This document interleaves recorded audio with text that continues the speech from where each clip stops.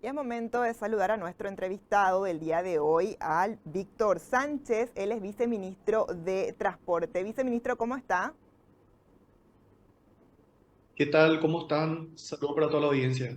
Un gusto poder conversar con usted aquí en Proindustrias. Y viceministro, tenemos muchos temas que queremos tocar con usted, pero principalmente quiero arrancar con el tema del pago adelantado del subsidio a los transportistas, por un lado, ¿verdad? Y por otro lado, el descontento de la gente en las calles que aseguran que esperan entre 40 a 50 minutos estos buses y dicen por un lado, pero ¿por qué ya se le está pagando el subsidio a los transportistas y están haciendo reguladas? Entonces quiero escuchar su opinión al respecto y que nos explique por qué se da esto. Ok, primeramente debo explicar la definición de la tarifa técnica.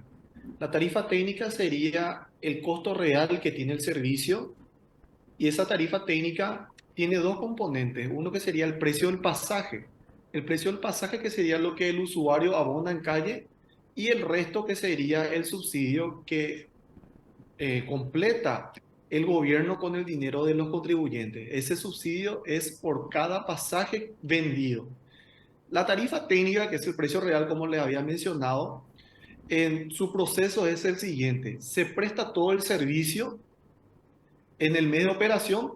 Posterior a eso, se inicia el cálculo de dicho valor, de dicha estructura, se vende todos los componentes y la tarifa técnica sale entre 45 a 60 días y posterior a eso se envía al Ejecutivo para que pueda salir el decreto que está relacionado al valor, donde se define el valor de la tarifa técnica y lo que corresponde el valor del subsidio para cada boleto vendido. Todo ese proceso y una vez que se inicia el pago, llevan aproximadamente 90 días posterior a la prestación del servicio. También algo muy importante que mencionar, la tarifa técnica, aproximadamente el 50% es el precio del pasaje, lo que usa, lo que abona el usuario, y el otro 50% sería el subsidio. Ese 50% que va al subsidio, tan solo entre 7 al 9% sería relacionado a la utilidad, o sea, a la rentabilidad para la empresa. El resto sería los costos operativos. Entonces, si nosotros hacemos correr todo el tiempo y pagamos el total, recién en 90 días estaremos pagando por el servicio que se había prestado.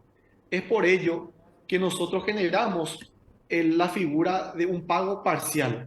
Este pago parcial es aproximadamente, o sea, se paga aproximadamente después de prestarse el servicio y como no se tiene el valor de la tarifa técnica, lo que se trabaja es con los históricos anteriores y se hace un promedio de los tres últimos pagos y en base a eso se le paga el 50% del valor que va a recibir del subsidio. ¿Qué quiere decir eso?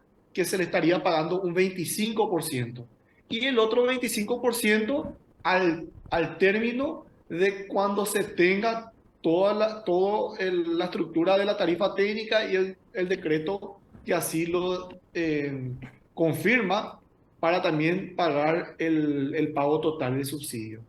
Entonces, lo que nosotros estamos haciendo es un pago parcial para poder cubrir los costos operativos del sistema.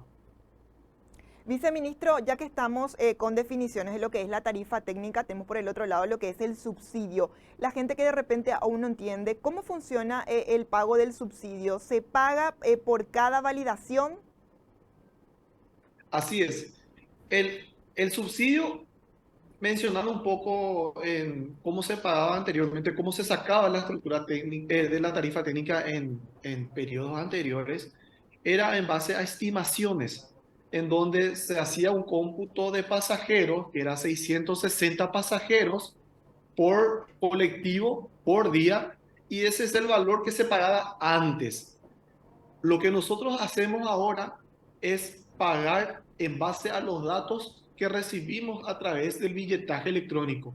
El billetaje electrónico, sus validadores que están en los colectivos, sube el pasajero, hace la validación y ahí se va computando la cantidad de pasajeros que se sube en cada unidad de transporte. Entonces, con esos datos, nosotros pagamos el subsidio. O sea, que el subsidio es realmente al pasajero porque se completa el pasaje de esa validación que ocurrió. Viceministro, los datos para definir la tarifa técnica, ¿por quién es proveído?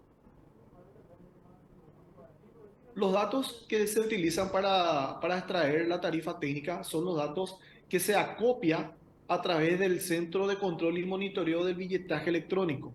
Hay que entender que la ley 5230 establece que el billetaje electrónico, la Autoridad de Aplicación y Control, que es el Ministerio de Transporte, debe monitorear la información que se genera a través de estas empresas.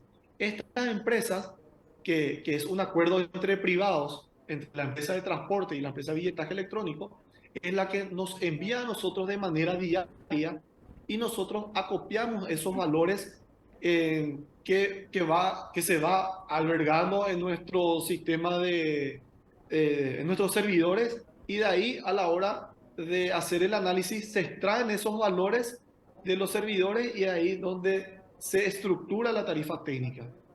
Viceministro, pero entonces este centro operativo de control de monitoreo está activo actualmente porque tenía entendido que para algunas funciones no y que Contrataciones Públicas estaba licitando para una ampliación de este sistema de monitoreo.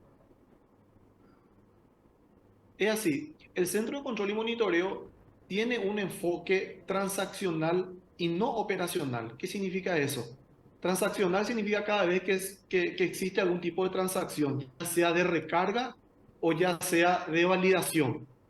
Este Centro de Control y Monitoreo se utiliza más bien para monitorear el cumplimiento de las empresas de billetaje electrónico. Es muy importante que el sistema de billetaje electrónico funcione. Es por ello que se crea este Centro de Control y Monitoreo. No obstante, se utilizan estos mismos datos para poder hacer el control de frecuencia, el control del recorrido de cada bus, y en base a eso nosotros vamos haciendo los distintos tipos de controles. Si bien se hizo un proyecto que abarcaba un 100% para el Centro de Control y Monitoreo de la empresa de billetaje electrónico, se desarrolló en un 70%. Después se cierra el contrato por término de tiempo, y lo que nosotros estamos haciendo ahora es licitar el otro 30% que quedó pendiente. Se pagó por el 70% y el presupuesto que se tenía para completar el llamado es lo que se está utilizando ahora. Entiendo, ¿cuánto tiempo creen, viceministro, que podría tardar esta licitación? Para entender, para hacerlo más claro, serían como máquinas las que faltan, ¿verdad? Para poder leer todos los resultados, todos los datos. Se tienen solamente en un 70%, pero faltaría el 30% restante, por eso se volvió a licitar. No sé si entendí bien. Sería módulos del software. Sería módulos del software. Hay algunos módulos que están pendientes. Uno de ellos es conocido como el control que se lleva del funcionamiento de los validadores en ruta. Entonces, para nosotros es muy importante ir monitoreando, si bien no tuvimos ningún inconveniente hasta la fecha de validadores funcionando durante su recorrido, ¿verdad? Pero es más bien para hacer ese control en ruta, control de los validadores en ruta. Teniendo, Pero con esos mismos valores también nosotros podemos ir controlando también el recorrido que se tiene de manera automatizada con cada unidad a través de los datos transaccionales.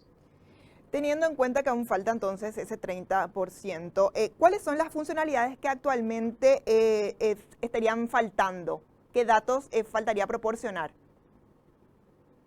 Como lo había mencionado, que nosotros consideramos el más importante sería el control del funcionamiento de los validadores en rutas.